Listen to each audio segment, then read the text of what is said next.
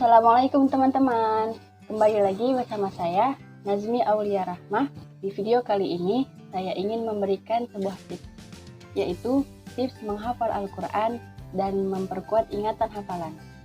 Sebelum kita lanjutkan ke cara menghafal Al-Quran, sebaiknya kita harus tahu dulu nih, apa saja sih langkah-langkah yang harus kita lakukan sebelum menghafal Al-Quran. Langkah yang pertama, yaitu kita harus meluruskan niat kita sebelum kita menghafal atau mau belajar. Umumnya, niat itu ada dua. Yang pertama, niat untuk diri kita sendiri, yaitu kita belajar atau menghafal Al-Quran hanya untuk diri kita sendiri, tanpa harus mengajarkannya ke orang lain. Dengan kata lain, ilmu yang kita miliki tidak bermanfaat. Emang mau ilmu yang kita miliki tidak bermanfaat? Enggak kan?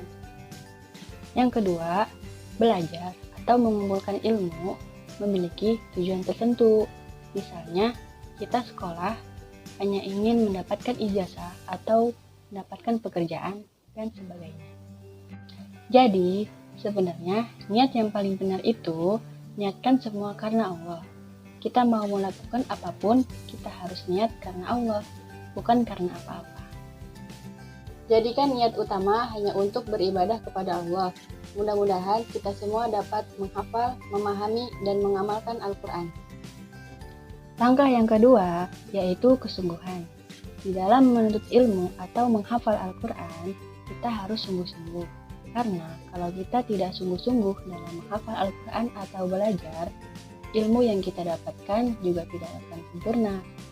Langkah yang ketiga, yaitu meningkatkan amal soleh.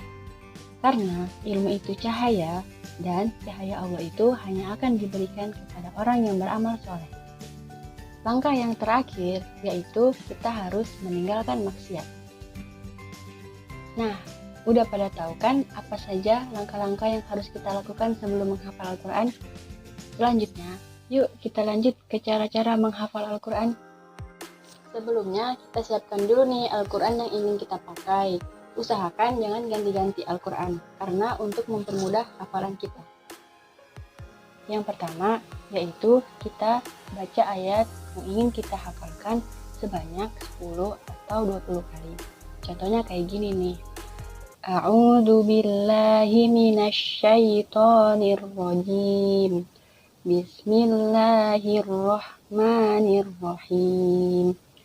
Amma yatasaalun Amma yatasaalun Amma yatasaalun.